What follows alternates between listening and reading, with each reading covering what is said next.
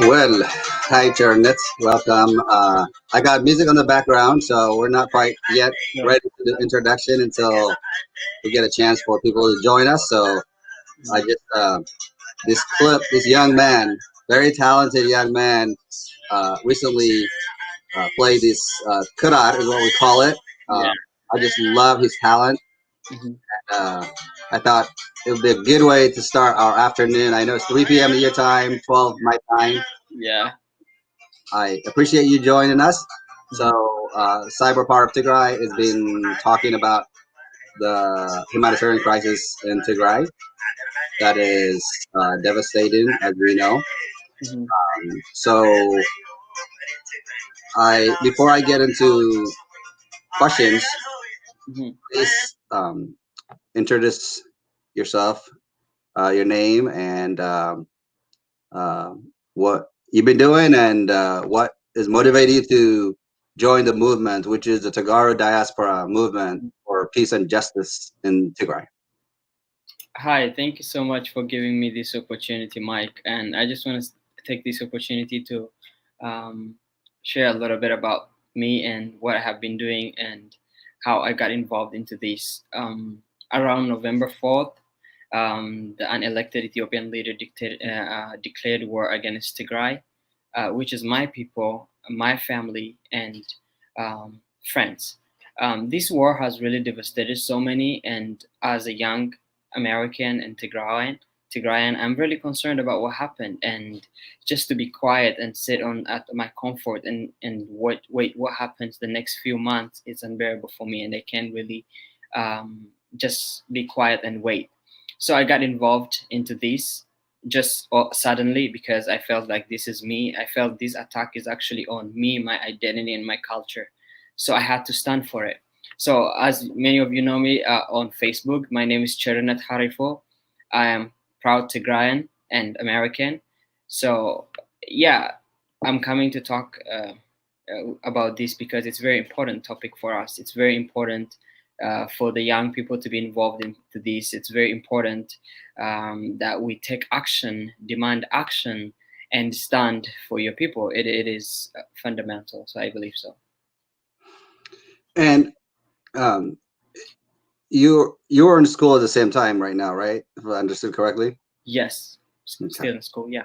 And how are you balancing? I know that a lot of the students nowadays are doing online, but how are you able to find time to balance your time doing your school, but also being deeply involved in the movement?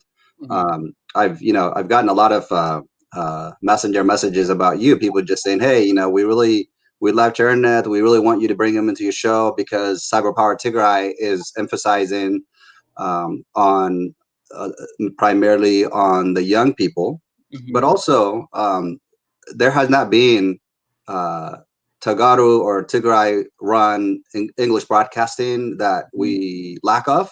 So Mhm. therefore, when um, I'm not a journalist, but when I kind of the same what you said, I was born into the war in Tigray during the Derg era, Mhm. and I think you had a family member that were fighters as well that I'll let you talk about in a bit here. But Mhm. for me, it became personal.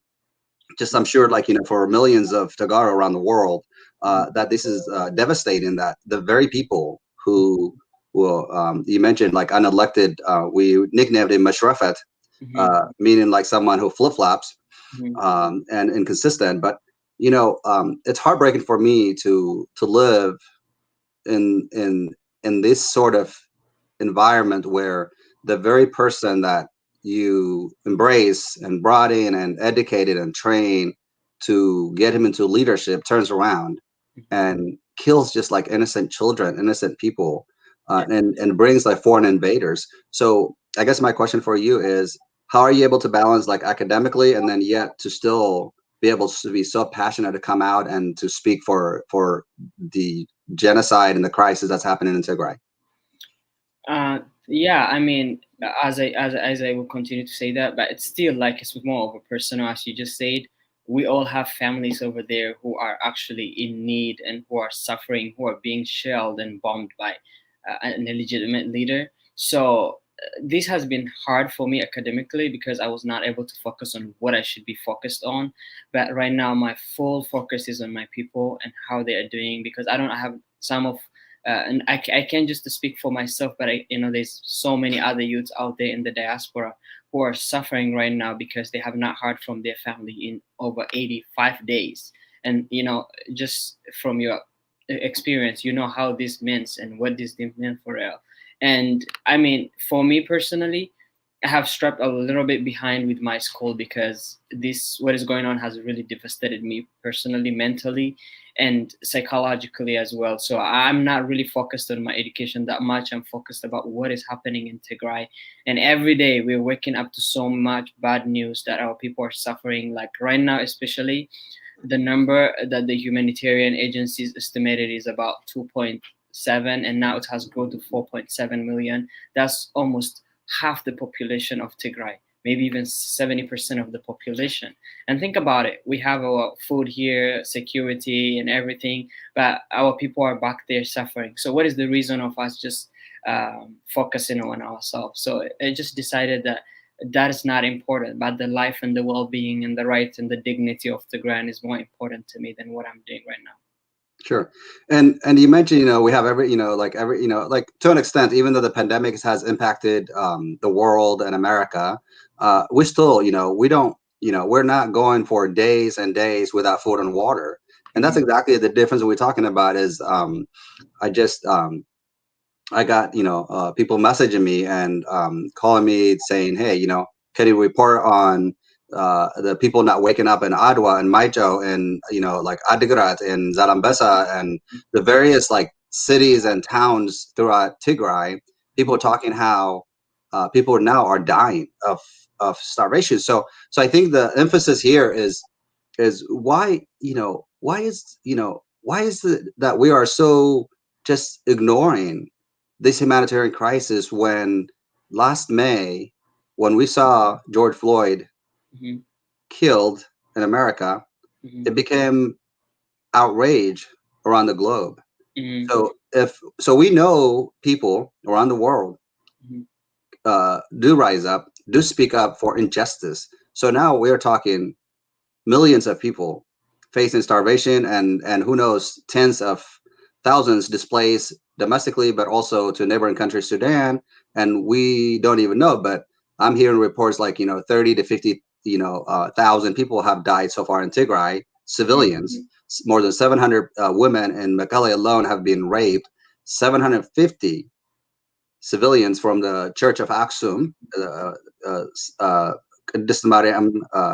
church, were Mm-hmm. also taken out of the church. 750 and all killed. Yes. Yes. I mean, so I know this is raw, particularly for the young, for Americans, for Canadians, for Australians, for Europeans, anyone. We understand how raw this is. But just to use that as, I hate to say this, but as an example, Mm-hmm. if you pull 750 people that were sheltering at a church, you take them out and you massacre them, Mm-hmm. um, what are we teaching to the younger generation? So I think Ethiopia is teaching younger generation more hatred and more selfishness at this point. And I have had a lot of conversation with people who believe in Ethiopianism and this kind of ideology. There is so much they are indoctrinated that they are actually trying to justify what is happening in Tigray. I have had a lot of conversation with different people from different ethnicity in Ethiopia. And one thing is I will tell you is this war is planned. It was planned ahead of time. Like it just did not started on October, like as you may be aware, and they waited until the US election, the United States election, that they knew the whole world is going to be focused on the United States. So this war started in the shadow to keep the outside world in the dark. You know what I'm saying? Where like we don't have information coming out and communication blackout.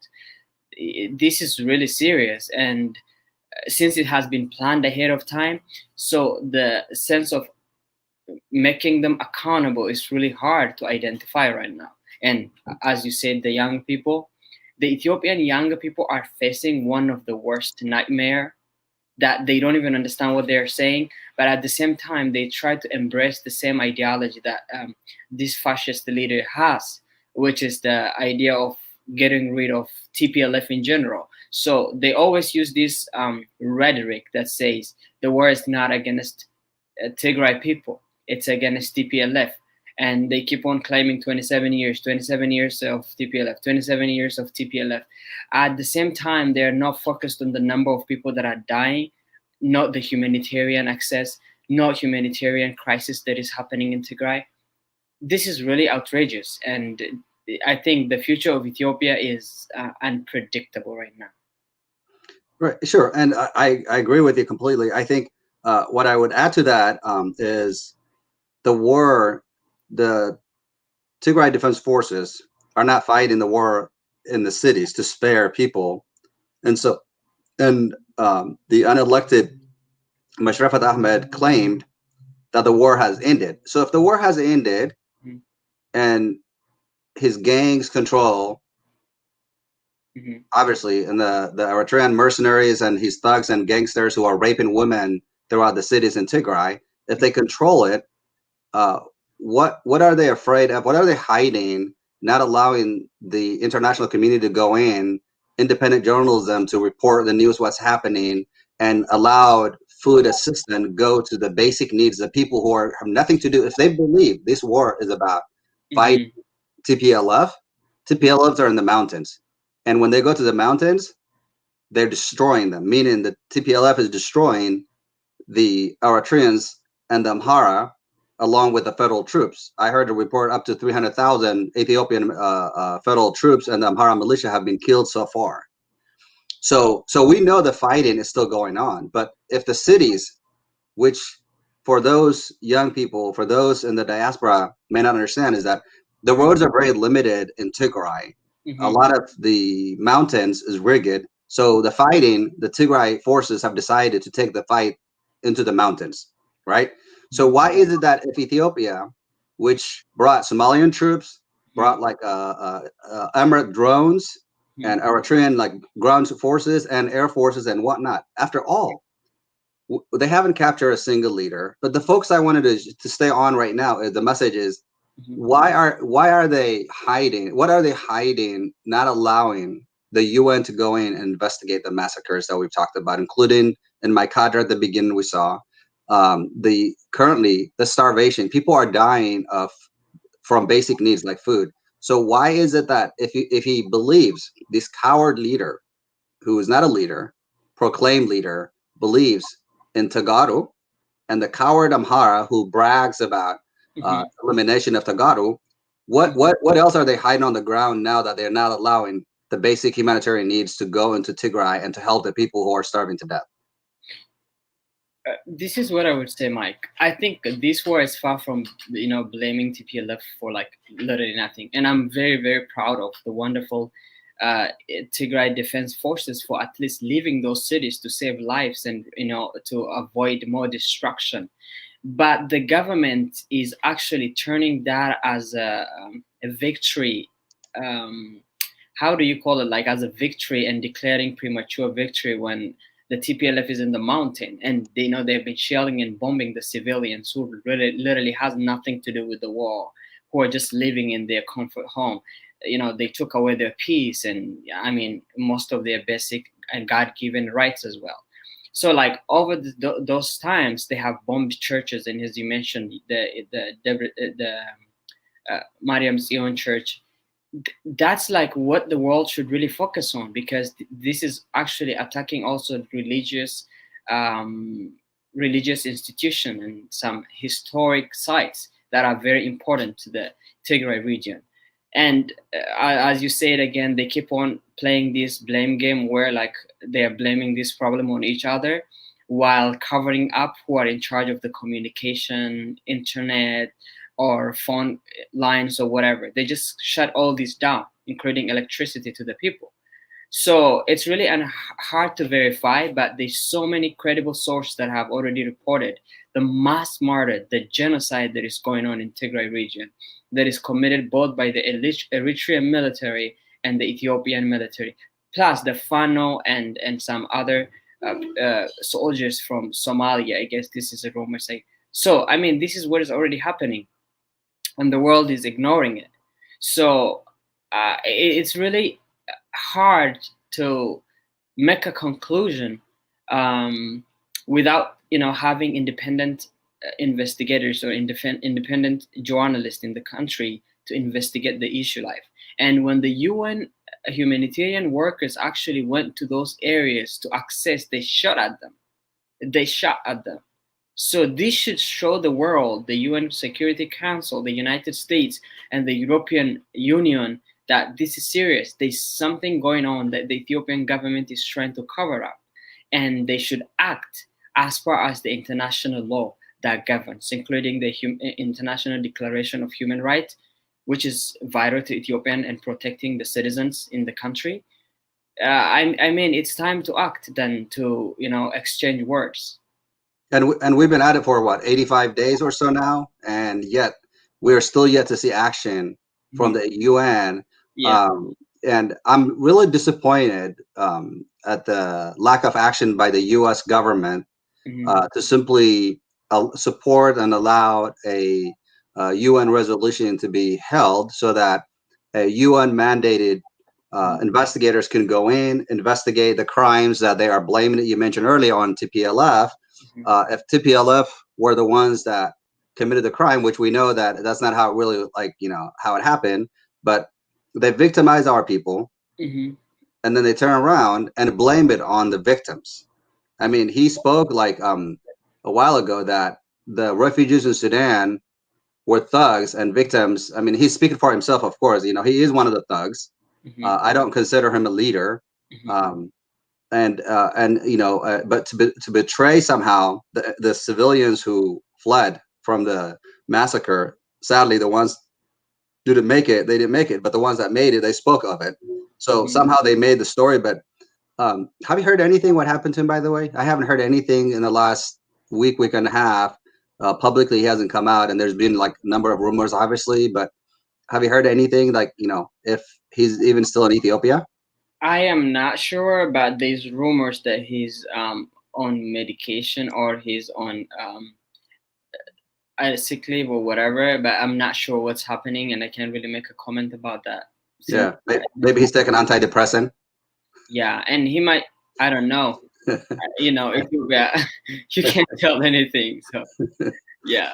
I mean, if he's running the country, you would see, within at least because I remember at the beginning, every couple of days, or I think actually there were some days he would come out publicly 2-3 times, within a day, do a briefing and brag about how this and that. And now it's I mean, and I know that the tactic is he's a puppet. Obviously, he's a Eritrean leader's puppet.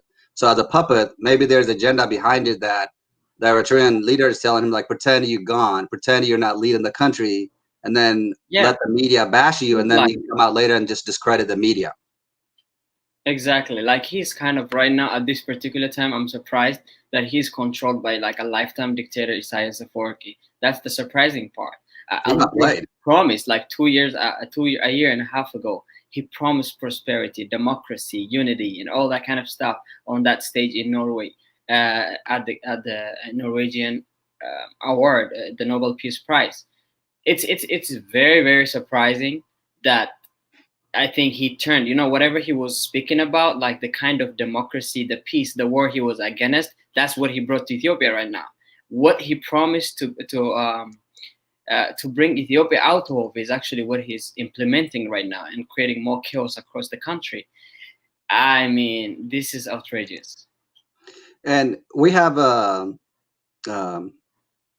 Eritreans, at least in the diaspora, some of them are speaking out. Some of them are coming out, protesting with us. In fact, I'm going to have this wonderful Eritrean man who has agreed to come to the show. Hopefully, I'll have him in here soon. But the Amhara, on the other hand, are literally celebrating on the death of Tagaro. Anyone who celebrates on the death of innocent civilian, what does that tell you? The hate that the Amhara have built towards Tagaro. you know, the level of like, so you know, so like let me just actually, before you answer the question, let me show you this clip and let me show the audience. It's subtitle, obviously it's in Amharic, and I'm gonna briefly like describe what he says, but let's just show it how much the hate. This guy lives in Houston, Texas, and he's talking how he's it's success when he sees the death of Tagaru, because he says that they will, you know, then they don't have to worry about, you know, having us around and blah blah blah. But I want to show it real quick, and we finally figure out his full name, his age, and location. And I just got a message this morning. Actually, his Uber account has been disabled, meaning Uber actually took an action. So now I'm having people look into whether or not he has Lyft account and any other food service account that he might be utilizing to show them the hate. And also our people within the Houston, Texas area to look into this, into law enforcement for his hate speech that is extremely like troubling to me and to many of us. Instead of showing like humanity, he's showing like a continuous hate. And so I'm going to show the clip real quick. Okay.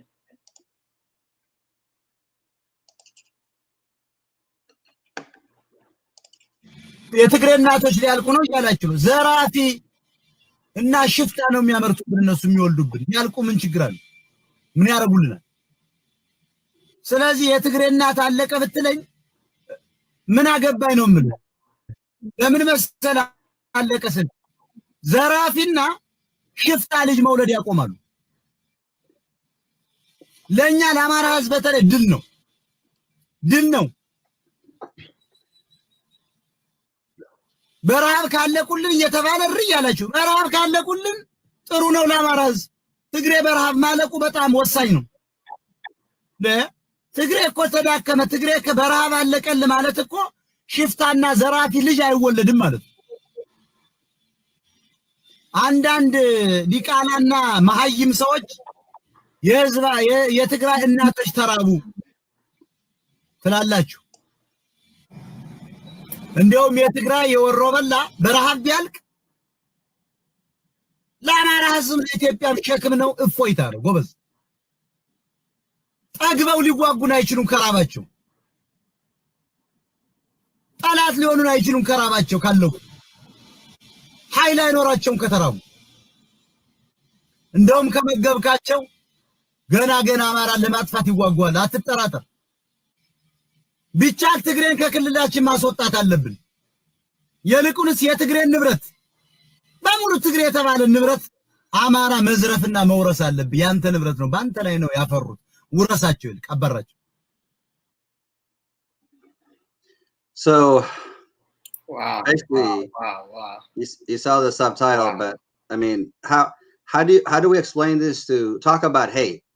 I don't even think I've heard from the KKK in America given this sort of speech. So he's actually beaten the KKK around the world, that he is the KKK in Ethiopia, talking about eliminating like Tagaru mothers, eliminating everybody basically. So then destroying Tigray, killing like Tagaru, starving them to death should be seen as a victory for the Amhara.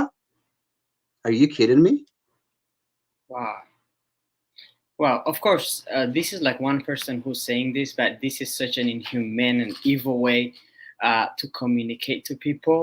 Plus, this is a very dangerous rhetoric or a dangerous speech right here he's giving out to, I don't know who he's addressing right now, but this is very dangerous. This is the kind of thing that my parents did not teach me. My parents did not teach me. They always taught me this. To value other ethnic. Just my mom used to tell me that I should value the Amhara ethnic, that I should value the Oromo ethnic, that I should value any other ethnic groups in Ethiopia. That's what my mom taught me. This is not the kind of things that many Tagarus are taught. Not hate against other ethnicity. Plus, what he's saying is, like, destroy their property. This is already happening. It's not like it's not happening. It is already happening. They have taken so many properties the Tigray people own. They have destroyed buildings, destroyed houses, looted, vandalized every single thing that the Tigrayan had. And for him to come, I don't even know where he got the audacity to just come and say this, but it's very dangerous and it's evil. And this shows me that the hope of being in Ethiopia is literally unseen to me. It's beyond, like, I agree with you. And although I agree with you, this is one person's voice, but he's catering to the Amhara audience in Amharic, which is very dangerous. So in other words, you describe how your mother or anyone who cares about you growing up, in the Tigray culture, we're taught to forgive and forget things and have faith in our system and have grace on people. And I guess the painful part for me is, like, how do I have grace and forgive and forget for people like this guy who's given this such a hate speech, like the way he is right now, when my people are suffering?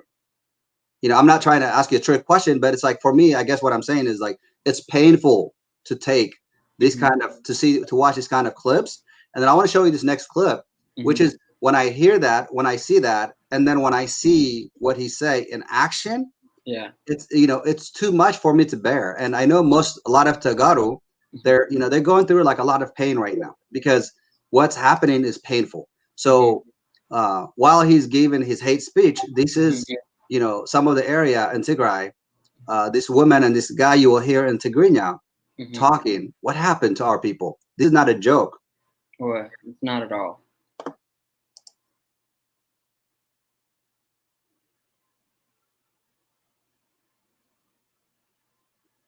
Okay, well, my audio is like running a little slower on me, but so basically this clip, was showing this woman describing what they did, the massacre, the destruction, and we talked about the churches, but there's also mosque that's been attacked.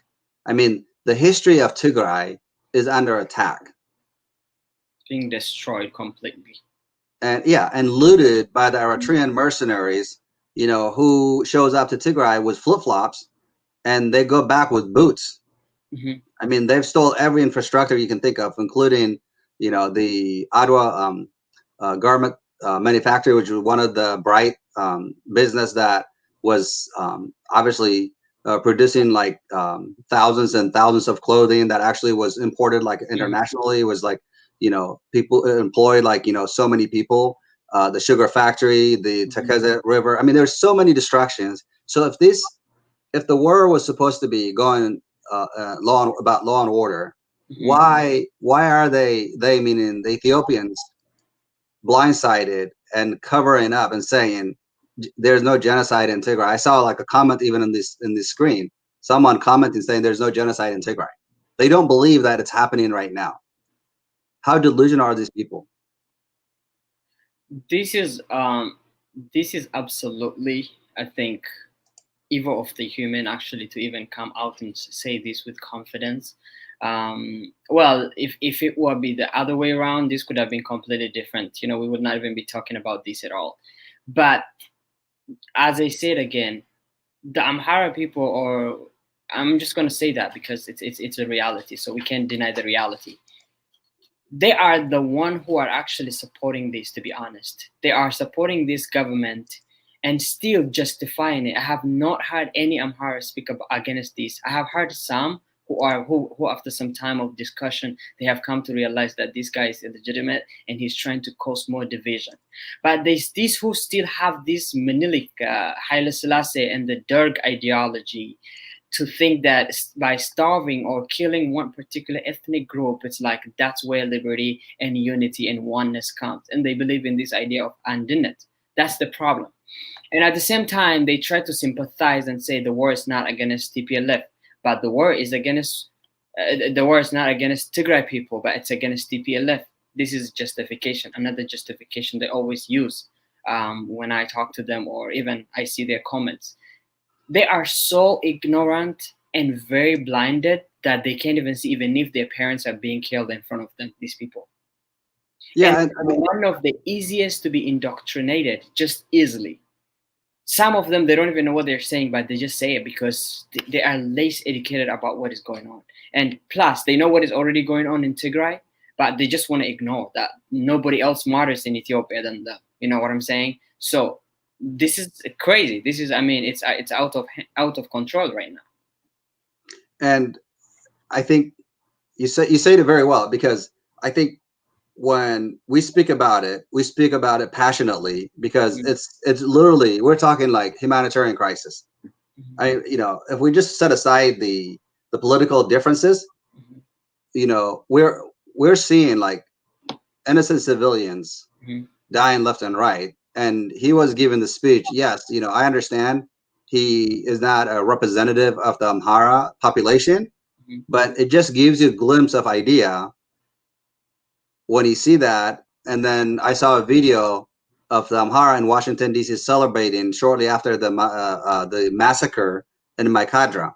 They literally opened up champagne and they had Amharian music, like dancing to it, celebrating. And I had some Amhara friends who I defriended on Facebook, and their friends that are friends with me reached out to me saying, we never understood. There are other Africans, actually, they didn't understand the dynamic. They're like, why is so-and-so that was your friend now putting up the Ethiopian flag without the star, but also celebrating the defeat of the people in Tigray, while you are devastated and tell us that you can't get hold of your family member? I said, because that's how evil they are. I've no longer, as much as that I'm concerned, until the genocide ends in Tigray, until our people in Tigray are left alone so that they can live their life like they had it before, I'm not going to stop speaking. So to the young generation who is motivated like yourself, what keeps the hope going? I mean, as you said, this spreading hate and spreading false information and propaganda has been part of Ethiopia for years. These people are very indoctrinated, as I said again. They are ignoring the fact people are being killed. They are even indoctrinating their own younger generation that this race is superior to another. These people have a history of thinking they are supreme, they are the superior in the Ethiopian society, and they just think they are the descendant of Solomon, which has a lot of facts attached to it. It's not just that, but it has a lot of facts attached to it. So they believe that this is Ethiopia. Just even the idea of Ethiopia, it's like there's no any other ethnic group exists, and that's a reality. It's a reality. They themselves can say that, confidently out. I don't have to speak for them. But the thing is, we as Tigrays, I think we have never been taught hate against other ethnic group. No, we have not been. I think my parents raised me in a manner that I should respect other ethnic group, people, whoever they are, I should respect. That's what my family told me, and that's what I have seen from many Tagaros. Even right now, what we are actually doing is looking this matter from a humanitarian perspective and say our families are dying. Let's keep aside politics, and can we speak up for our family? Can we do this and that? That's what we are focused on even right now. We're not on the political side of it, but we are on the humanitarian side.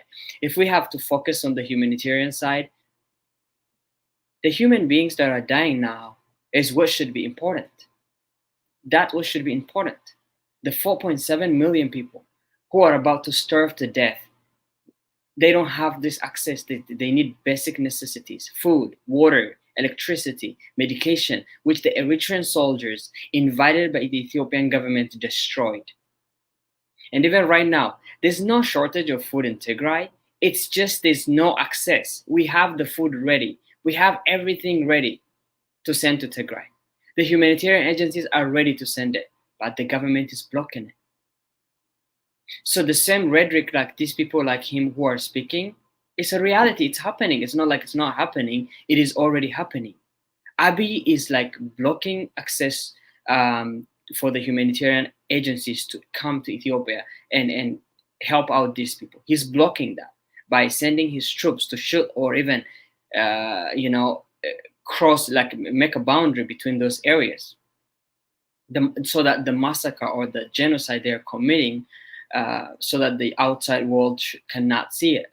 So even the humanitarian agencies I tend to believe UNHCR because it's one of the agencies that have been involved for years. For over 5 years, I've been involved with them, and I trust them because they give you like a real statistics, and they say like right now, for example, the 60,000 people. Think about 60,000 people.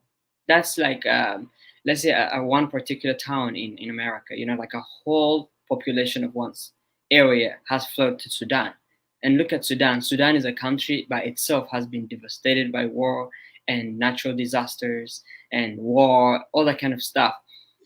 Look at our mothers, our elders who should have been living in dignity, respect at this moment are suffering, sleeping in a mud in a refugee camp. That should be the important point of this. Look at our young children who should be in school, going to school, sleeping freely, having their medical necessities met, and having food, water, and sleep. They are not. They are in a refugee camp suffering right now because of the action that an illegitimate leader or a dictator is trying to keep himself in power and committing these atrocities against.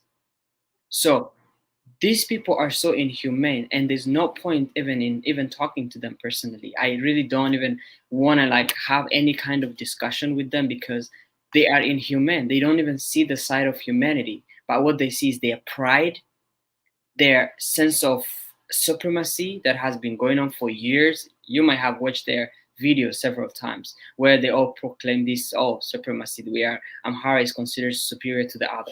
This is considered to be superior to. So this is what has been happening in Ethiopia. And for the last 30 years, despite the hate that the Tigray people went through, like anyway, I remember I was in Kenya in 2016, and like someone just like did their hand like this and said, Woyane down, down. And I am just a Tigrayan who doesn't even know any political stuff. We went through this. This is not something that has been, we were not happy that the last 27 years, they claimed the 27 years of TPLF. Our people are still suffering. He talked about poverty in his country and then North Tigray. You have traveled to Tigray. How many poverty is there? People are still suffering like they are. But the TPLF actually went on and beyond to help Ethiopia. Look at the railway lines they have created. Look at the airports in the country. Look at the economy, the way it boosted in the last 1 decade. So looking at the negative side of TPLF and blaming the problem of TPLF and the other political leaders who are involved into this chamber of like EPRDF and blaming it on Tigray people and justifying that act as a using that as a justification for the death and suffering of Tigrayans, and you still talk about Andinet and this kind of bullshit, to be honest, it's out of hands. I'm sorry to use the word. Oh no, you don't need to. Like I've used it probably like way more than you can think of. But I think I agree with you. You know, I think the hate. You know, I first visited Ethiopia 20 years ago in 1999. That was my first visit since I left as a child. And when I landed in Addis Ababa and got out of the airport, I was like, the airport looked like pretty crappy. And when I traveled throughout Addis, I was pretty ashamed, to be honest with you. Yeah. And so that was about what, not 7 years, 8 years into the leadership within the EPRDF from the complaint of the Amhara. So then I have gone back and forth since. And what you describe, I'm not going to go into details, but what I saw was an amazing economy booming. The infrastructure in Addis was just, Addis Ababa took over Johannesburg. I mean, yeah, it was like, kind of did. I think I was surprised. Yeah. Right. And then in return, I think the key point that I want to point out what you said is that most of the arrogant Amhara who lie and spread like hate and propaganda for so long actually never visited Tigray to see the struggle and the poverty in Tigray. But the Tigray people just always stuck with their faith that even though they didn't get compensated for all the suffering for 17 years of guerrilla fighting turned into a democratic transition where Ethiopia, the very military that it's killing Tigray right now, those puppets, those killers, those thugs and gangsters were actually nationalized by EPRDF, which was led by TPLF. and the very people which I said at the beginning turn their back on civilians, the people who empower them. So it's like, you give me the ability, the knowledge, everything I need to know, you empower me, and I turn around and just backstab you. That's the part that I don't understand. Yeah. So this part is more of a political backsliding, where like one party thinks that there are, um, this is just the same thing that happened even during the TPLF time, where I think actually TPLF was pretty fair in terms of like regional governance or whatever. It was pretty fair. I think there was not really that much arrest of people that much that as it is right now. There was some still, but I think it was pretty different. But the current administration, I wouldn't even consider them as people who really think. When we talk, he's a political scientist. I think he should know how to run a government. But I think I feel like he's like a 6-year-old child who doesn't even know how to run his own home. As per se, the actions he's taking, the way he's speaking, the way he's giving his speech is very dangerous. And he's dreaming of building Ethiopia. That's unbelievable. I mean, people have system of developing a wonderful government, but what he has been doing is completely the opposite. It's like tearing apart the country. Right now, this attack went to like other regions as well. The Benishangul Gumus, what is the other one? Like the Walaita, the Oromia region. Mm-hmm. Like everyone is literally angry right now, and they all want to secede from Ethiopia. And this is what he promised, that he's going to bring the country together. And the first year he was there was a transfer of power. I kind of supported his plan to democracy, because I would like Ethiopia to become a democratic country. Which right now I really don't care about Ethiopia any longer. But the fact of the matter is, my people are suffering, and the Ethiopians are ignoring this fact. So why would I care about what is happening in Ethiopia? But what is happening in Tigray is more important to me right now. So therefore, this rhetoric of them, and especially the other thing is also the propaganda. They are trying to like spread as much as they can. They're using every single media, especially like the ones that are controlled by the Amharas, like ISAT. ISAT used to be more of a freedom thing, they'd be like talking about Ethiopia's freedom or whatever. But right now it totally turned to like Amharanism, where it's just focused on one ethnic, and they just want to build that particular ethnic. And Sure. all these medias combined, they are dangerous. They are really sending the wrong signal to Ethiopia, to the people in Ethiopia. And they're trying also to take away the rights of the people to govern themselves, like the ethnic governance, which is now more dangerous.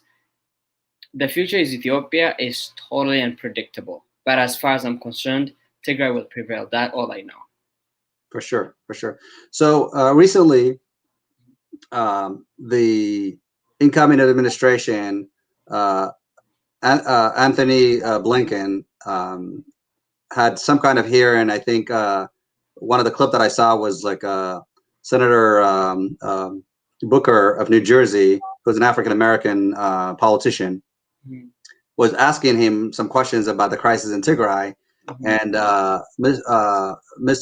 Blinken, who is not yet the Secretary of State, actually spoke passionately about it. I'm going to show you, it's a clip of about a minute or so, to give you an idea that what you and many of the young Tagaru, and of course all Tagarus and those who stand for peace and justice in Tigray have been voicing their concern, but not only just voicing, but tweeting, messaging on Instagram, calling, writing letters, advocating for the injustice that's taking place.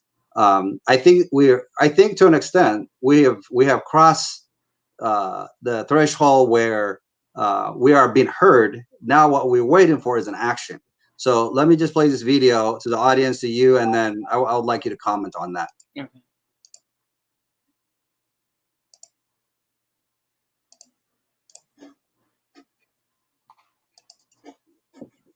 Here's a clip. I think it starts with our very active engagement, not being AWOL when these problems emerge. Ethiopia, I share your deep concerns. We have seen a number of deeply concerning actions taken, including atrocities directed both at people in Tigray, directed at Eritrean refugees, in Ethiopia. We, I think, need to see much greater access to the region, accountability, an effort to put a dialogue in place so that the issues that cause the conflict can actually be discussed and litigated as opposed to dealt with through violence. We need to see a restoration of communications. We need access for humanitarian assistance in the region. And I worry as well that what started there has the potential to be destabilizing throughout the Horn of Africa. So I would like to see American diplomacy fully engaged in trying to contend with this challenge. You think it starts? So I don't think there's like any explanation other than like exactly what he described. There has to be engagement. There has to be the genocide has to stop. We need like, you know, access to those who are suffering. Yes. What else do we need to say? I really like what he just said, accountability. I think with accountability comes justice. And the fact of the matter is the previous administration really did not do a good job in this matter. And the fact that they have been quiet is really alarming to me personally. But they are not there any longer. So, but now we have a new administration. With accountability comes this justice. The justice will be served with accountability. So the first thing I would say is I think the Ethiopian government, no matter who was involved into these atrocities, should be brought to the full extent of the law. They should face the law regardless of whatever, because there's international humanitarian laws that are there to protect the civilians. And he also talked about humanitarian access, which I think so many leaders have already reached out to this Ethiopian prime minister, and he did not respond and has been despising their comments and their request for humanitarian assistance. And also they had a talk with the United Nations Secretary General Antonio Guterres, and he still despised him as well. So I hope the United States will take more, steps to actually get involved into this. They got all the system, all the security measures to make sure they enforce these particular laws, especially to protect the citizen. And America has the history of protecting the liberty, the dignity of every countries and every citizens who really are thriving to build more democratic country. So I would really think this administration would really help us more and more, and I would be really glad to be part of it. As I said, I am part of a youth government in the United States, and I can really be going forward and approaching them and etc. and like ask other youths to join me in this fight, to pressure more. Actually pressure is not enough. I think action is more. Sending the envoys are also another point that Cory Booker made. And I hope they will send an envoy, because an envoy is more, they have full access to a particular region. So there's no limitation.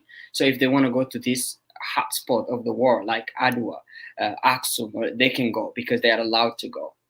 So I think I would go for envoy. So that's a great thing. I think something good is happening. I hope.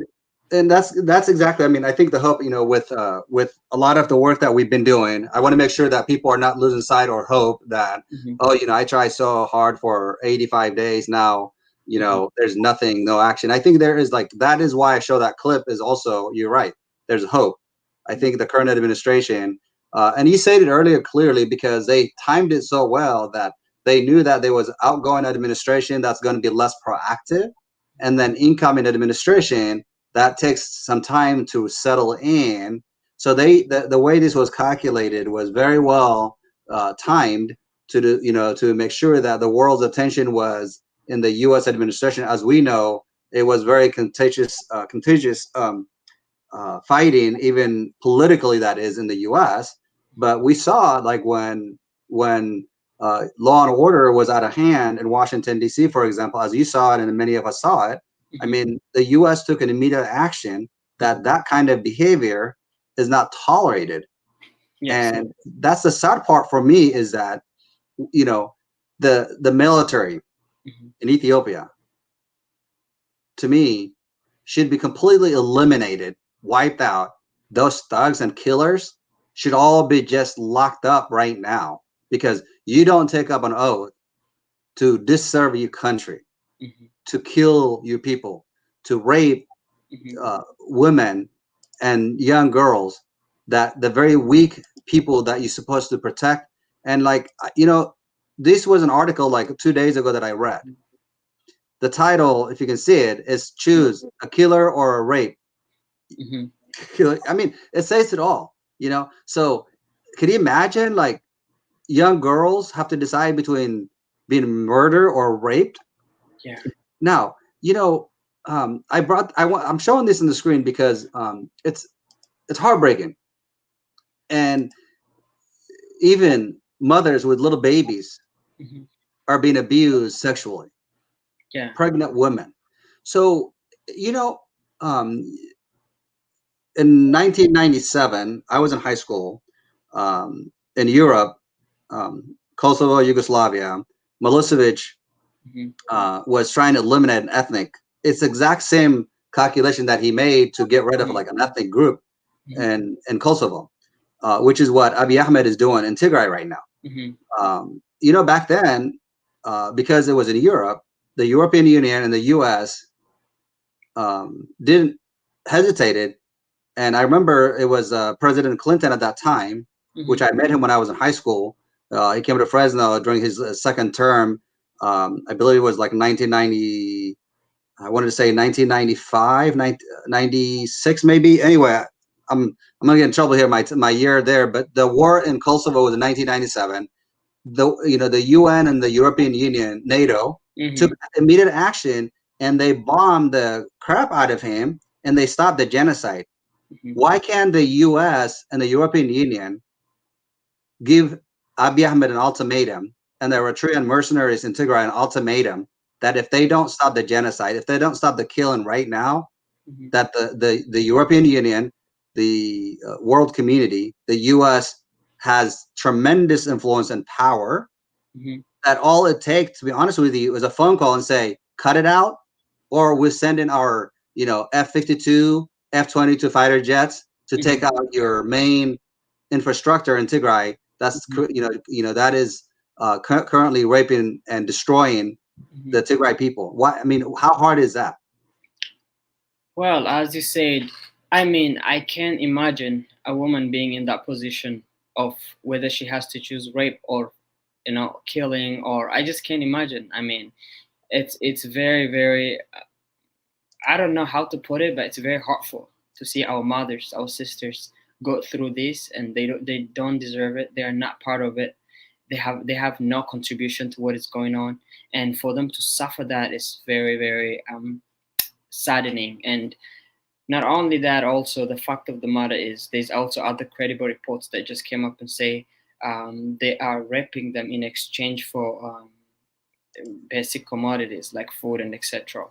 And I just like have this pain. I don't know how to explain this because I get emotional whenever I talk about this. But they don't deserve it. They really don't deserve it, and it should have not have happened in the first place. But it's Ethiopia, things can happen, and what is happening has been normalized by the people and the government as well. So I really think it's very hurtful, and that as soon as possible this is going to be stopped, and the US government as per se get involved and the UN get involved, that this is going to be stopped, because this cannot continue like this for a while, because they are not fighting TPLF at all. They are really killing the innocent citizen and cleansing the Tigrayans on the face of earth. Right now, I really don't know how many people have died right now. Thousands and thousands have already died. Because of the communication blackout, we don't know what's going on.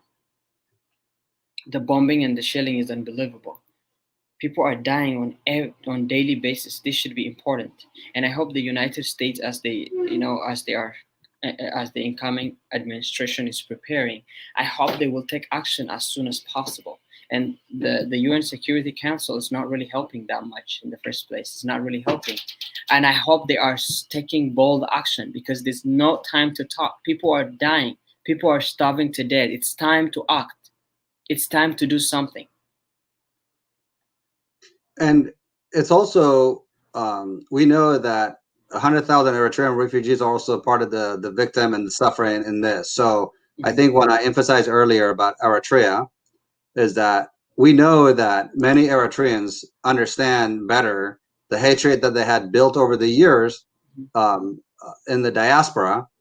I think some of them, of course, not all of them, have discovered it, that this is, 30 years of dictatorship in their country that has displaced hundreds of thousands of Eritreans all over the world. In Tigray alone, like 100,000 Eritreans were at a camp, and now there's also a report of rape and killings and whatnot. But so the suffering isn't just the Tagaru; it's also the Eritreans.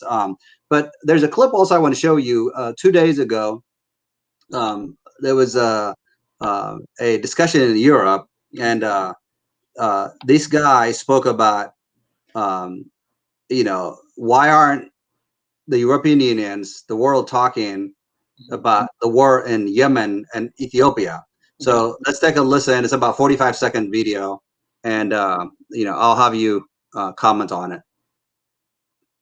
And now the US and EU turn a blind eye to Abiy's war crimes. And all we want to talk about in here are US-backed protesters in Hong Kong. Meanwhile, the EU and their friends are immune from criticism. And when you have armed contracts with totalitarian regimes who carry out terrible atrocities, you look the other way. I will take seriously the concern expressed in here for US-paid journalists imprisoned in Vietnam when you deal with the millions of starving and dying children in Yemen and demand they be free from Saudi UAE aggression and free from the fear of the weapons of the US, Canadian, UK, French, German, Swedish, Spanish drones. And now the US and EU turn a blind eye to Abiy's war crimes. And all we want to talk about. So anyway, he interjected Yemen in there too, because it's another country that's been devastated by the Arab.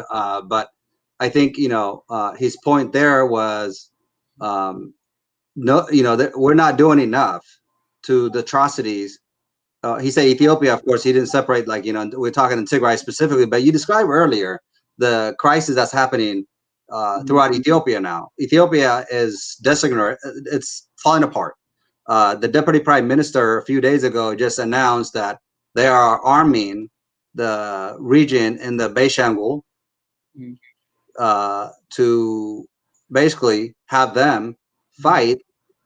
What's sad is that the Ethiopian military is so weak now that they can't even forcefully remove the Eritrean mercenaries that invaded at their request in Tigray.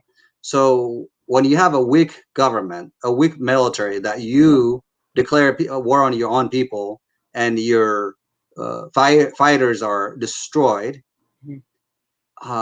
you continue to bring foreign, invaders, like even Somalians. I mean, what else do we need to know about the weakness of this one man who's a puppet of Eritrea, and the world somehow thinks it's a huge deal? I mean, honestly, even if we have enough troops to push through Hamara from Sudan and open that corridor, could you imagine how many lives will be saved today as we speak? Yeah, I kind of agree with you right there. And the fact of the matter is that right now, the world doesn't need more evidence than what is already happening. They have witnessed the refugees claim. They have witnessed credible reports coming out of Ethiopia that this and this is happening. I don't know what the world is really waiting for. If the world cannot act as soon as possible, this is going to be like the same as what happened in Rwanda. That's more likely where it's heading. If we don't take action, a bold action right now to prevent what is happening, this is going to lead to more devastating. And the fact of the matter is, there's also another problem here. The Amhara militias, so the so-called Fanos and the Amhara, those people who support, they became very opportunistic at this moment. They have been grabbing lands that are, claimed for, disputed for over 30 or maybe even 40 years. They claim they went ahead and killed the people in there and posted the Amhara, this is Amhara or whatever, their flag in every single part of the city, like in Welkite. They did also in city like Alamat Aware, they went inside, destroyed so many buildings, stole a lot of belongings of the Tigrayans, looted, vandalized everything, and put their flags in those areas. And this is, a serious matter. A land is like a serious matter when it comes to the people who live in there. They did that, and that's going to create more problem. Even if after the war is over, this is going to be another problem that we are looking forward to have. So the other thing is also the land. I mean, these people have had this sense of oppressing one particular ethnic, so it's not new to the society of Ethiopia. It's not new. And I heard what that fellow was saying, that this is an authoritarian government which is arresting like reporters and etc. This is not a democracy. This is a total authoritarianism, and that the AU totally failed. It's a failed organization. I really don't have high regards for African Union any longer, because it has failed the people that it is supposed to represent. It has been biased, going according to how Abiy is saying, and they have been part of this war too. I would say the African Union has been part of this war. They have been, and it saddens me. But at the end of the day, this should not be justified under any circumstances. The death of Tigrayans should not be justified. The starvation, using starvation as a weapon in Ethiopia, is normal. You know what happened during the Derg time. You know what happened. It's only against Tigrayans. Mostly this happened against Tigrayans. Haile Selassie did the same thing. Starved our people to death, bombed our people, shelled them. Mengistu Haile Mariam did the same. Starve our people, bomb and shelling. So this has been like cycle, and it should not keep happening. It has been happening for years. It's time to put it to an end right now.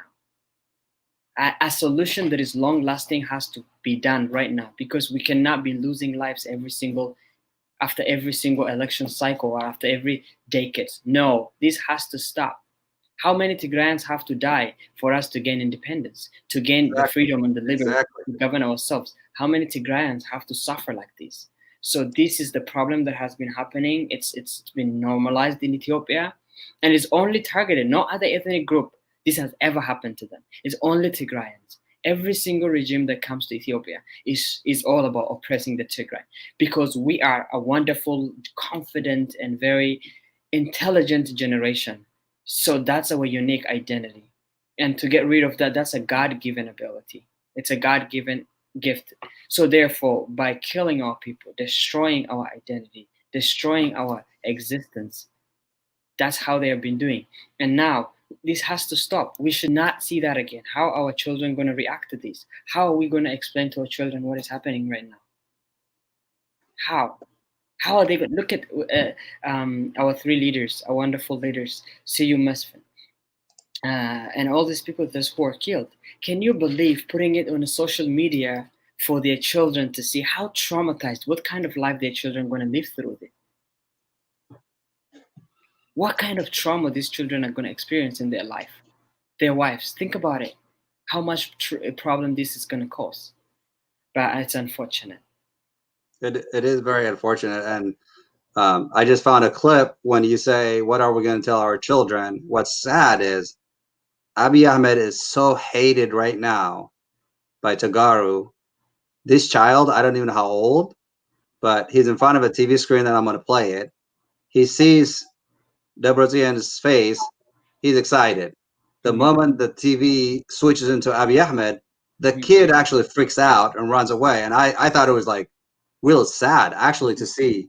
Again, somebody just shared this with me actually not too long ago, and I was like, oh my gosh, this is really what we came to. But it's a pretty short clip.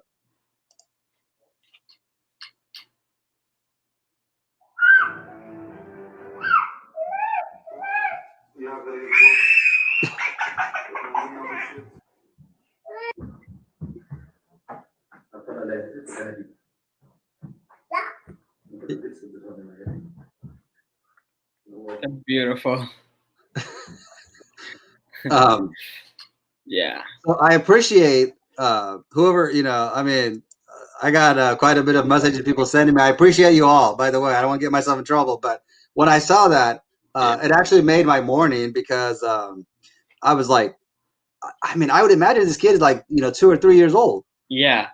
And to just see that, it's just beautiful. And like the moment he saw like Dobrozian, he just walked right up and kissed the screen. Yeah. So comment on that and tell me, like, any Tigray, even like a 2-3-year-old baby is disgusted. Mm-hmm. What reason should anybody has now when we say the nation Tigray? History is going to remember this. That I'm gonna tell you, history is going to remember this. We have done it before, and it's going to remember this. And I don't know the kind of trauma that the children are going to go through in their life as they grow up, but this is going to be in history. We will always remember what the Ethiopian people and the government did to us, because Ethiopian people, if they think that Tigray is part of Ethiopia, they could have spoken against this. They could have condemned it. So therefore, we will never forget this. This is something that we will never forget. Not me, not my children's, and my children's children will forget this. They will never forget this. And it's unfortunate that it happened, but this has happened several times. But at the end of the day, Tigray always prevails. That is the nature. We always prevail. We go through the valley of the shadow of death all the time, and we always overcome it. And we will prevail at the end of the day. That I have no doubt. Yeah. And I think, this is of course my personal view, but I am so disgusted with everything that have happened. Mm-hmm. There's no way in the world, Mm-hmm. in the hell, that I will be able to forgive or forget what happened. I've already did my forgiveness. I never forgot what happened when I was a child. Mm-hmm. So I work on away from the trauma that I lived through as a child refugee, when fighter jets come and drop bombs and thinking like, am I going to be the next dead person? Mm-hmm. I moved on from that, and to see this atrocity again, Mm-hmm. and for me personally, there's no way that I can do it again. I can no longer, sit here and pretend that the Amhara are not my enemy. The Amhara are not Tigray enemy. And I hate to generalize it, but I have not seen a couple hundred, 1,000 good Amhara coming out and saying, this is not okay. Mm-hmm. So I'm afraid that when we get through this, when they come and say, oh, this does not represent us, we're the good people, mm-hmm. we're so sorry, we're sad, like this happened to you, I don't want to hear it. I don't want to even see them. Yeah.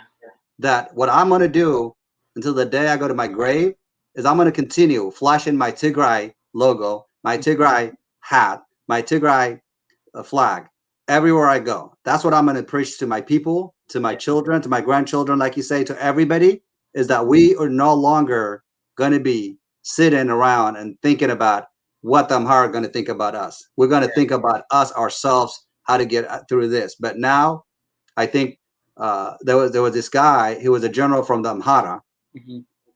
that he talked about how, like that they weren't going to like capture generals or do anything for that matter, because they've got this guy like felt like, oh, they've got everything in their hand and this and that. It's just like crazy like talk that he used to make. Mm-hmm. And there's a clip that I again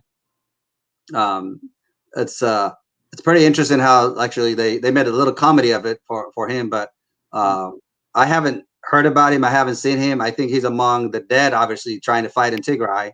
But I presume you can hear Tigrinya probably, right? Yeah, I do. Very good. There you go.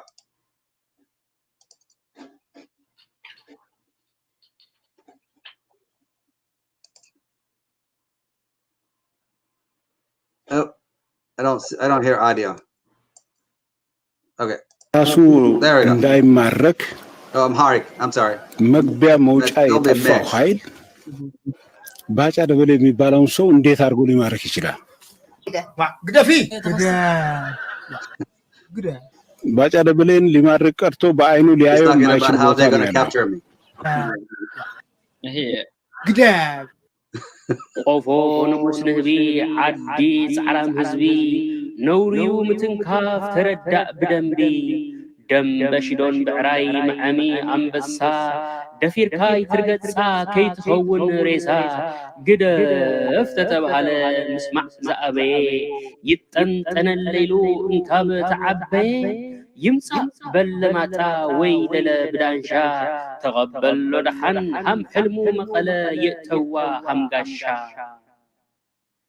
كم مجمرتو قدم استخونه قالا بلي معصاف تفلت ويانا ناب تخبر مريت كتورو مسيخم ناب عد حيلوم ناب عد ألولا أي توتو نمبر أي تأتون ديلا من قدقني يلو تخافيتو تسرقا تقراي زأتو ترلو بريقا بدبوب دسمين بمعراب دي مبراق زي فلت أبرو فر يبلالو جنك توحيتو محر تشبرو قد افتواهلو انبي نزبل حمتنا تعجع وردت يعصبو تايز خون باجع فخرا ينايناي أقواد أستقبار لو علي فلتا عودو جنبار بوحد مسواتي أشحت زرقفو أبي لك فلتم لما ديا شات أفو كحزنا نديو ويسك قرمني كاوناتو مفتارسي زي مفتار يمني تخبر تمريت تقراي زدفره أب تاريخ قالسنا كل يو زحافره مدقع تبرتعنا أب عوت نركب أب عزوز بالجا دحر دين بقا أب كيعلو باجا أدو جغننتيا أدو حراس نبري أنك عريركا زتمت هزبا بعال كبري سلطان جبيت إلكا وعلتا تتألم مرحتا أرحيكا ختمرحا تحلم عاقبي زي حسب زي مفلاتي بحلا تزي مريس أكتو تزي دليا بحلا يترفكا خبيديو واغا خوينات كالسي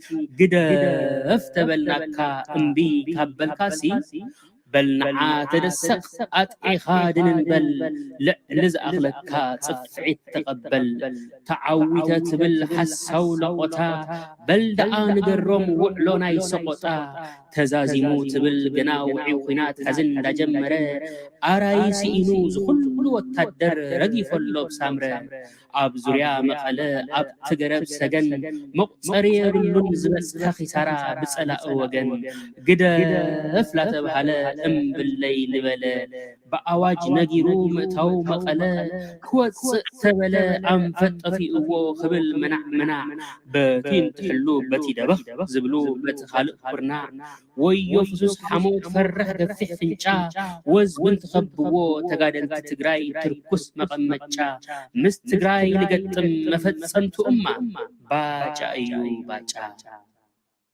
حزون تخونه هزب تقراي نحنا وياناي مسمرنا متكليو مريحنا عوت انتنبل اتعوت نبلو كنت ابزي كونس دمر عوتاتيو كل زتقللو تقراي حراوت يا تلا انت قبر شعي عوتنا معالتنا سنت بدبو زخبر تقراي كتعوتي That's phenomenal. I think there's a few people asking me to translate, but yeah, I can help you to not finish our discussion with something beautiful like this. I appreciate those of you who are sharing those clips with me. Obviously, somebody shared it with me on Messenger just this morning, and I had some other cool stuff that I was going to talk to you about, but I felt like I get to pick some of the good ones that I feel personally that are real relevant to our discussion. And they're talking that the Tigray leadership, the Tigray people, have begged for the government to not make a mistake, to not go to war, to not show up to Tigray. And they brag somehow, like you heard him say, he said in Amharic, how, they're untouchable, that, that the Tigray people, even to this day, the Tigray leadership, the Tigray military is unable to fight. And yet they were talking in Tigray now, you heard him saying, so many soldiers, the Amhara soldiers, the federal troops, who've been killed throughout Tigray. There's still bodies now. Even the hyenas can't have enough. I mean, I actually are having too much to eat. That it's disgusting. So what are the Amhara mothers and fathers saying now that knowing their children who came to Tigray to grab land to kill Tigray are actually dead? More than 300,000 troops, combined the Amhara, the Eritreans, and the federal troops are dead in Tigray. What are they telling their people? I mean, not what they're telling. How do they process and comprehend when you have this atrocity and you're not even fighting another country? You're fighting like an ethnic to eliminate an ethnic, but the very ethnic that you're trying to eliminate, you can't even defeat them at any level except you take action against defenseless people, where there is like what you talked about, there's a war, international rules of engagement, rules of law. When there's a war, when you're fighting, you're supposed to minimize casualties, civilian casualty, that is. So when they can't defeat the fighters from Tigray, they turn around and kill innocent. This is like, to me, well, like it's a cycle. Like it's a cycle that happened, as I just mentioned a little bit ago. Like this is like the third time happening. You know what I'm saying? Even maybe the fourth time per se. Starving Tigrayans and killing civilians, bombing and shelling them is like normal. To the extent my mom was telling me some years back that when they see the bomb, like they used to go under the rock or hide under the rock or something. It's like a cave they make and they hide under that. I mean, this is like normal. These people have experienced this like all their life. And on top of that, the government is showing that kind of urging the Tigrayans, we either kill you or tell us where the TPLF are, which the Tigray people, absolutely, they're not going to do it. They would rather die than to give up their freedom. And the third thing I want to say is about our heroes who have always fought. They never even thought of themselves, but they thought of their children. What kind of life are my children going to live in? What kind of life are my people going to live in? They say we're not going to give up our freedom for security. So we have to fight in order to make sure. I'm not advocating for war. I'm not a war advocate. I want peace and dialogue, everything to be solved through dialogue. Sure. But I'm just talking about a little uniqueness of my people, like our ancestors who really fought for the freedom and dignity and liberty of Tigrayans. So these people really fought to make sure to secure the future of Tigrayans, to live in peace, stability, and which is not actually what's happening in Ethiopia, but it is what is happening. But in other words, they fought for us to make sure that we should live in peace, our liberty is protected, that our democracy, the right to vote, and that all kind of stuff is preserved, and the right to govern our region as well. This is what they fought for. And for them, even today, they have the same spirit. Like, they are still standing as they have done before, like those three leaders who died in this war. Think about it. They got the money, they got the resource. They can leave those areas and maybe live in Sudan or hide in somewhere better. But they decided that they're not going to let go of their people. They will die with their people. That's right. That's right. C.U. Mustin is like one of the highest diplomats, like the whole world knows him. And for him dying like that, I feel sad he died, but I'm very proud of him, to be honest. Very proud of him that he sacrificed his life with his people. He said, my people are being killed, shelled, so I would rather die with them than disappear and live in a country that I'm able to live. This is very, very, this just makes me feel more prouder to even proclaim my identity as Tagaro. That's right. I think they galvanize and they unite as actually the death of our leaders who are retired. Mm-hmm. And, like Subhat Naga, I hear, is in his 90s. They had him in a hearing like a couple of days ago in Addis, and he refused to speak in Amharic. Mm-hmm. And he was among the leaders, actually used to comment saying, we don't need to fight Ethiopia. We need to stay united as Ethiopians. Mm-hmm. But now he feels like after this war, mm-hmm. he spoke in English actually instead to show the disgusting feeling of even the language Amharic. Mm-hmm. So to the Tagaru around the world, mm-hmm. They should feel disgusted whenever they hear Amharic, whenever they talk to an Amhara person that's evil. We're no longer gonna hide behind and try to pretend to speak their language. They should have learned how to speak our language from day one. That's one of the big mistakes that we made, is that we went above and beyond to learn how to speak Amharic. We shouldn't have. We should have forced them. We should have forced them to learn the same language if they're going to force us to use their language. And Amharic actually should never been the official language in Ethiopia. That is a mistake. When you have the Oromo population, actually the largest population, they should be like regional languages spoken. And then if they want one language to be official in Ethiopia, if you, to be honest with you, it actually should have been English, if anything, because you can't just have dominant language Amharic where be recognized as an official language. But anyway, that's too late now. I don't even care about Ethiopia. As far as I'm concerned, I think Ethiopia is cursed. You're right. Like, I mean, like, as you said with the language, the Oromo people, why did the national language did not become Oromia or Tigrinya or other languages that are, you know, majority as well? So the fact of the matter is, the Amhara people don't really have any problem right now because their culture, their belief is being, like, I mean, promoted in Ethiopia. You know what I'm saying? We speak their language. We kind of, everything is all about their culture. So they really don't have a problem with it. But on top of that, they just think that, you know, this is irrelevant to their knowledge, that they really don't care about what's going on. But they think since their culture and they're benefiting from it, you know what I'm saying? They're privileged. Even TPLF, when they come to power, they did not really change that at all. They literally make it like their culture normal. It's like norm in Ethiopia right now, their culture. Everywhere you go, Amharic songs. Everywhere you go, Amharic movies. Everywhere you go, everything is Amharic. Since it was implemented back then, there's not much thing to do. So these people have this sense of superiority. You know what I'm saying? This is a reality. They just feel they are one of the best people in Ethiopia, that the whole Ethiopia is theirs, that nobody else. Like one time I watched a video where someone is saying, the church is the Amhara people, the religion is Amhara people, like literally everything is for Amhara people. And I think, to me, it's like these people have one belief. They all have, no matter how much nice they're trying to be to you, they all have the same thing. Some might be good helping, but all of them have the same belief.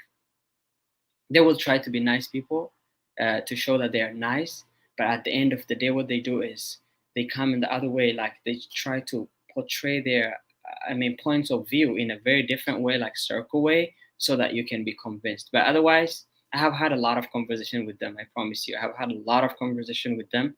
It never went good. And we will say from here on out, we are no longer going to accommodate them culturally, language-wise.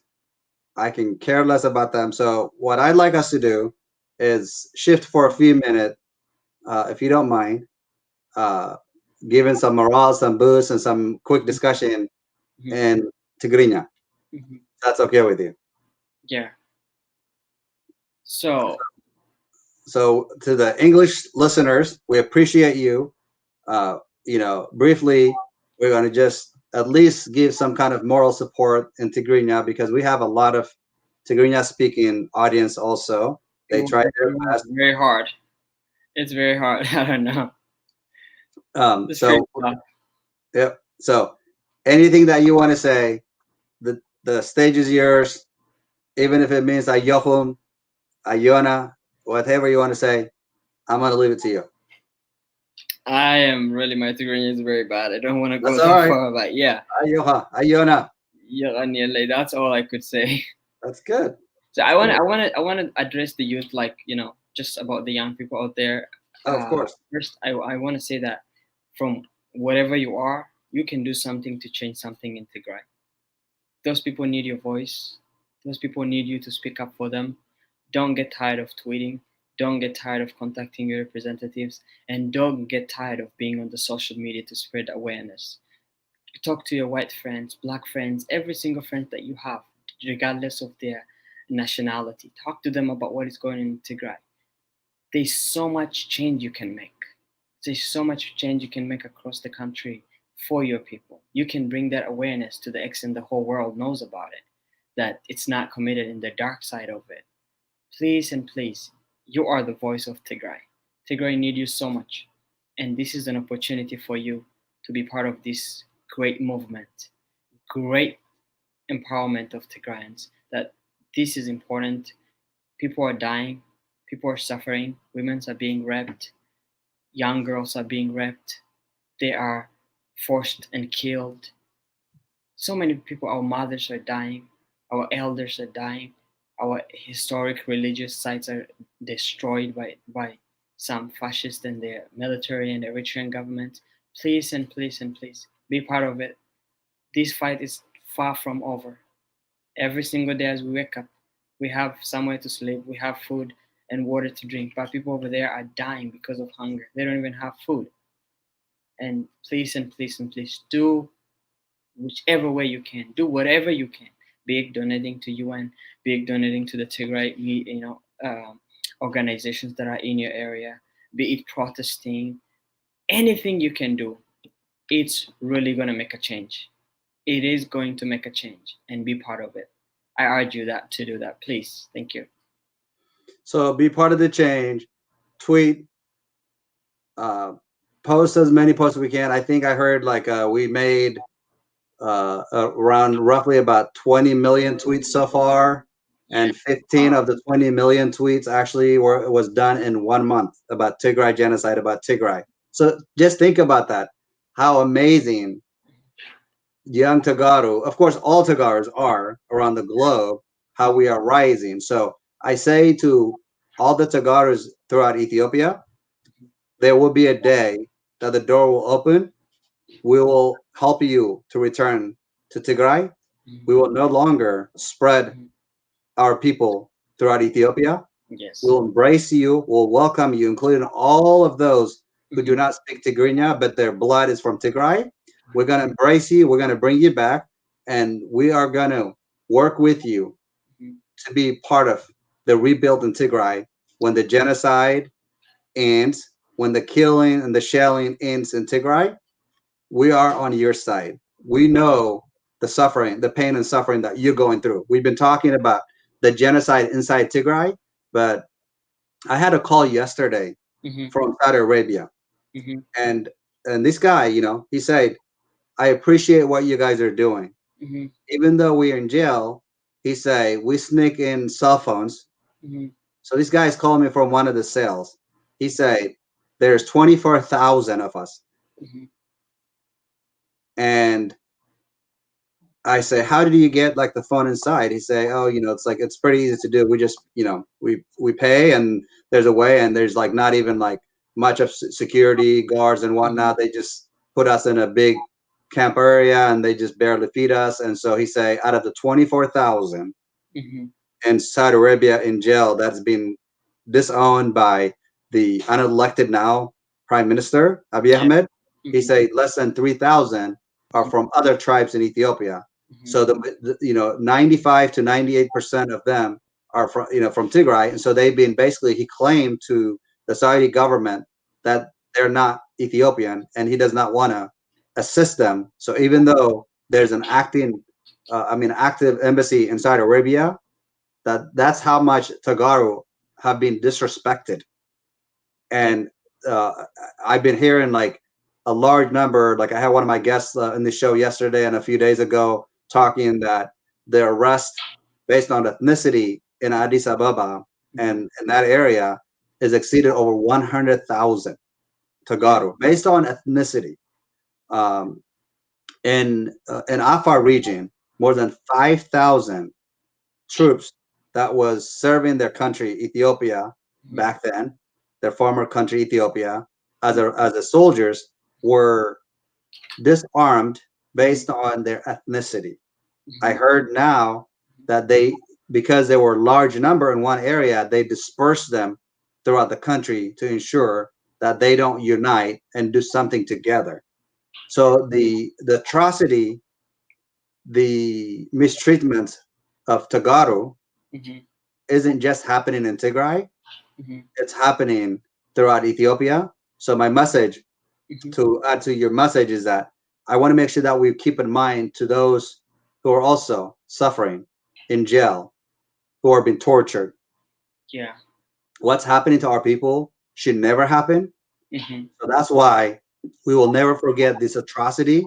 We will work with Tagaru abroad and at home in Tigray. We will rebuild. Tigray will be a great nation. It will be built beautifully. But now is a time for us to continue the pressure, for the youth to not give up hope. So for those of you who are wondering what Charneth and I have been saying in English, I'm going to take a couple minutes to end this show in Tigrinya. And that is, I always try to do that to support our people. I maintain our language to ensure, but to those who, by no fault of their own, don't speak it or have lost it over the years, I want them, this is for you. This is for you guys to let you know. If you grew up speaking Amharic because you were in Addis or other areas, that's okay. But I know the bright future ahead of us. I know young Tagaru are going to uplift Tigray. I know that for a fact. So that's why this fight is just the beginning. We're not going to give up hope. We're not going to give up the fight. We're going to continue to fight.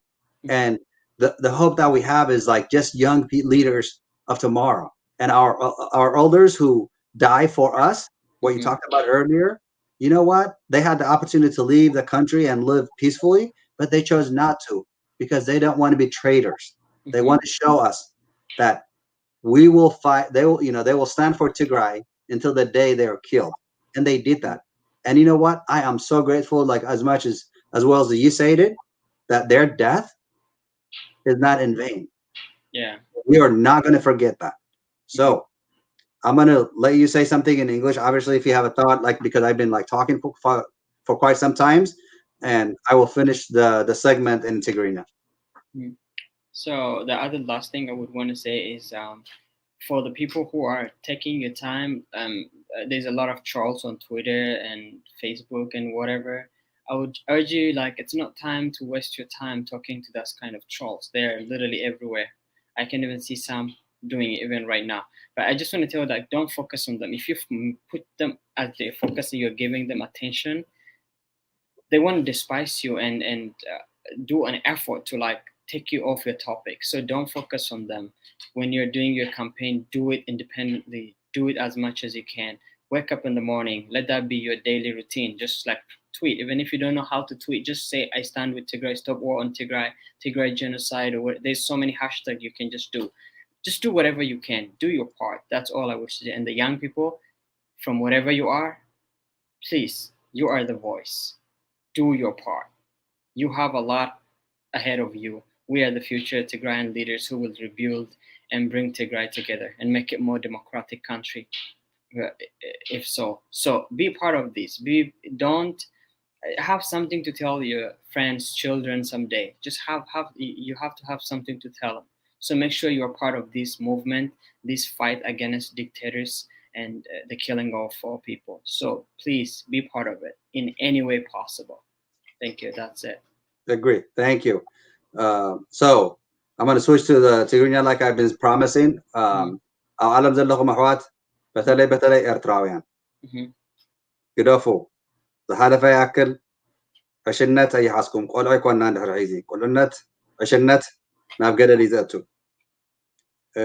ኤርትራውያን ኣብ ዓለም ዘለኹም መብዛሕትኹም ትካተሉና ዘለኹም ዝሕፍር እዩ ውርደት እዩ ዝግበር ዘሎ ግፍዒ ትግራይ ማንካታት ዝኣረገ ነገር እናተሰረቀ ካብ ትግራይ ናብ ኤርትራ ዝኣቱ ዘሎ ዝሕፍር ዘዋርድ ነገር ዝኾነ ነገር እዚዩ ከመይ ጌርና ኢና ፅባሕ ንጎ ትግራይን ኤርትራን ተሓቋቂፎም ብሓደ ከም ዝነብሩ ኣይጣየቀናን እዩ ክኸውን እዩ ሕዚ ግን ግደፉ ዕሽነት እዩ ቁልዕነት ኣይርድአናን እዩ ፖለቲካኛ ኻነ እየ ኣይኮንኩምን ኢኹም መብዛሕትኩም ስእልኩም ዘይተረድአኩም ሕማቅ ዘረባ ተውፅኡ ተኣሽሙ ግበሩ ንሓሰብኩም ተዛረቡ ንሕና ቋንቋና ሓደ እዩ ልምድና ሓደ እዩ ተጋሩ ኤርትራውያን ጎኒ ጎኒ ተዋጊኦም ንደርጊ ደምሲሶም ኤርትራ ናጽነታ ክበሃል እንተሎ ሙሉእ ብሙሉእ ትግራይ ህዝቢ ተጋሩ ደጊፍዎ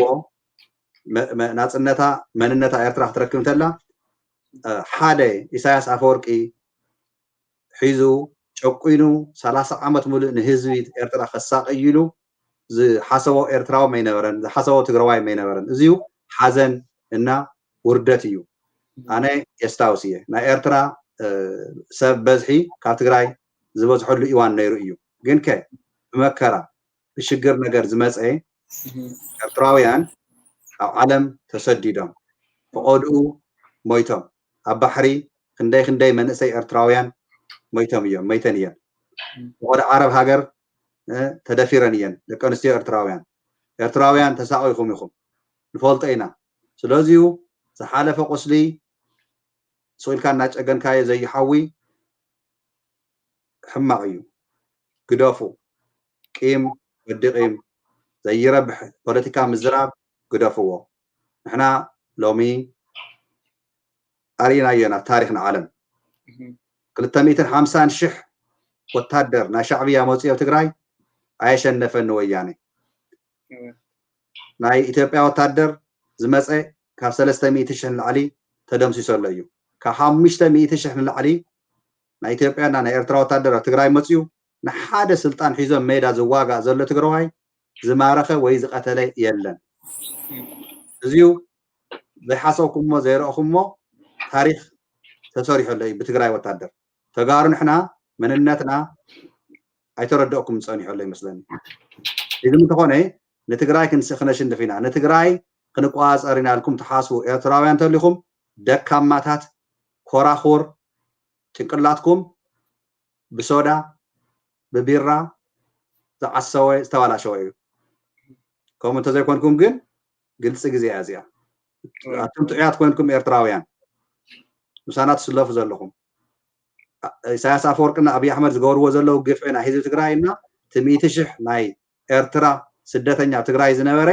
ትክክለኛ ኣይኮነልኩም ኣሚንኩም ምሳና ትስለፉ ዘለኹም ትዛረቡ ዘለኹም ገንዘብ ተዋፅ ዘለኹም ግን ትክክለኛ ኤርትራዊ ማለት እዚ እዩ ትክክለኛ ትግራዋይን ኤርትራውን ድሕሪ ሒዚ ሓደ መልሓስ ሓደ ቋንቋ ተዛሪብና ኢትዮጵያ ትበሃል ንፈልጦ መገዲ የለን ኣምሓሮማ ንኣና ወጊኦም ሎሚ ምሳኹም ኮይኖም ከም ዕዋሉ ስኖም እናስሓቁ እናቃጠሩ ፅዋሕ ንግሆ ትግራይ ደምሲሳ ንሻዕቢ ንኤርትራ ከይድና ከመይ ገርና ባሕርና ንምልስ እዩ ናይ ኣምሓራ ዕላማ እዚ ክንርስዖ የብልና ንሕና ግን ወንጎን ምስ ኤርትራ ህዝቢ ብመውስዎ ብኩሉ ተተሓዝና ኢና ባሕሪ ከዓ ነይኢ ትግራይን ኤርትራን ብሓደ ኮይና ተጠቀመትሉ ኤርትራ ብትሕጋዊ ዘሎ ናይ ዝኣቱ ንብረታት ቀረፃት እናተቀበለት ኣፍቲማ ተጠቂማ ዝነብር ባሕሪ ናይ ባዕላ ባሕሪ እዩ ስለዚ ኣብዚያ ዘማያየጠና ናይ ቦርደር ፀገም ኣሎ ናይ ቦታ ጣሽሙ ዝበሃል ድማ ሕሶት እዩ እዚ የኮነን ፀገምና ኤርትራና ትግራይ ንሱ የኮነን ፀገማ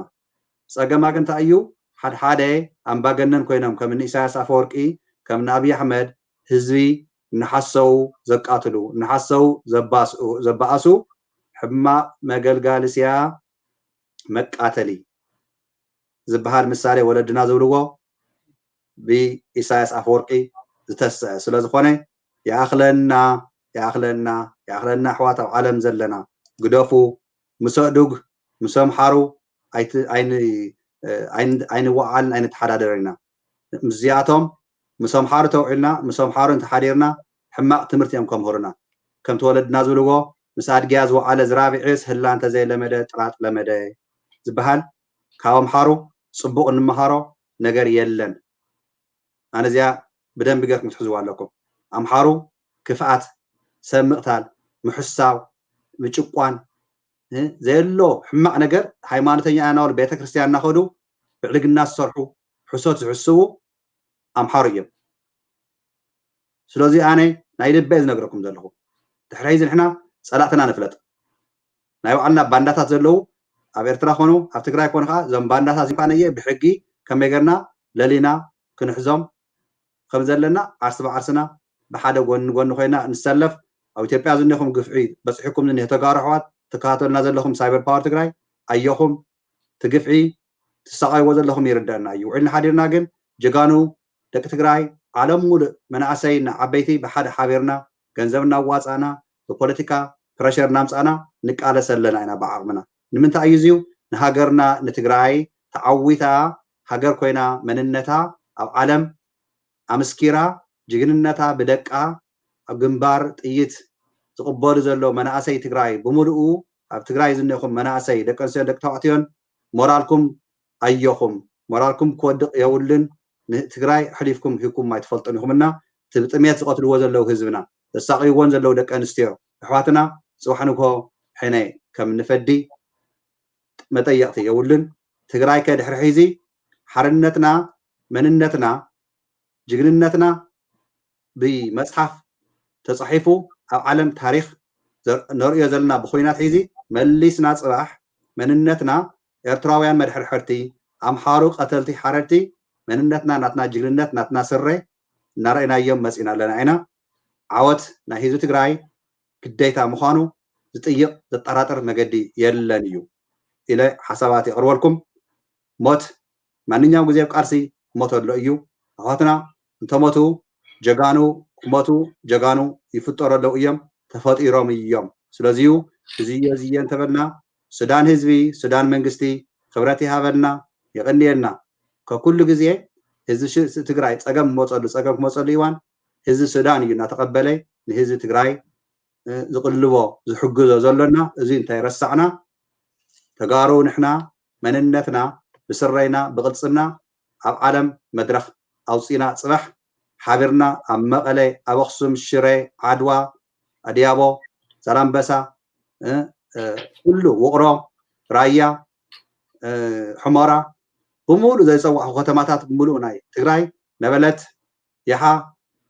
እኒሄ ክንደይ ከተማታት ከይድና ክንዕንድረሉ ክንሕጎሰሉ ኢና ኣዮና ኣየኹም ናሃትና ተዓወቲ ኢና ትግራይ ትዕወት ድሓን ዋዕሉ እዚዩ ዜናታት ዘምፃናልኩም ሓውና ቸርነት ከምዚ ገይሩ ግዜ ሂቡ ናብዚ መፅኡ ሓሳባት ዘቕረበልና የቕንየልና እናበልኩም ብትግርኛ ቋንቋና የመሓላልፈልኩም ኣብ ቀፃሊ ግዜ ከዓን ዝሓውና እናተራዳእኹ ኣነ ከቕርቦ እየ ኣብ ቀፃሊ ግዜ ግን ሕፅር እናበልና ኣስተኻኺልና እናመፃና ንኣኻትኩም ዝድግፍ ሞራላት ንኣኻትኩም ኣዮና እናበልና ኣብ ጎንኹም መናእሰይ ትግራዋት ኣብ ዓለም ሙሉእ ዘለና ኣዮና እናበልና ድሓን ዋዕሉ ቀትሪ እንተኮይኑ ኣብኡ ዘለኹም ቦታ ድሓን ሕደሩ ምሸት እንተኮይኑ እናበልኩ ንእሽትለይ ትግርኛ ሙዚቃ ከድርፍ እየ ተረፈ ግን ብጣዕሚ የመስግን ዝሓወይ thank you ቸርነት for your willingness to join us ነውዕን መሪርን ዓወትና ናይ ግድን እዩ definitely thank you ደግማ ትኽእል ኢኻ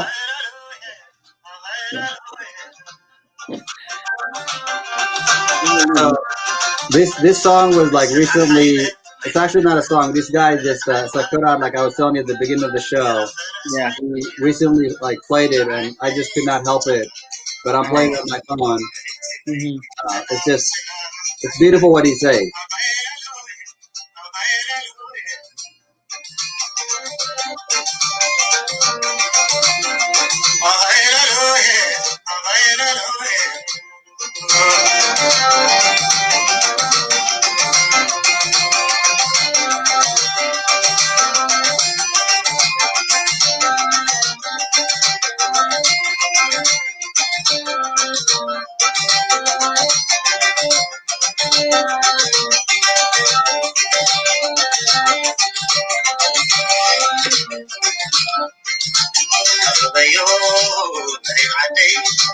ሰላም ሰላም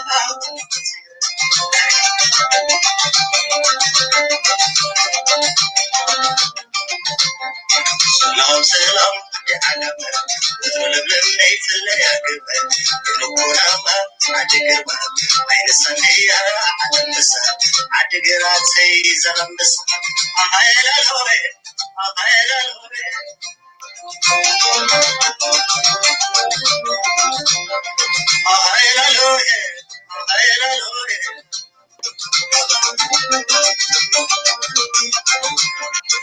أدق حوص بصوتي مريض عالتا ورزرعي راح الليز ومبتا رويني اسعد الماء الكرو لحلو سلام سلام عدو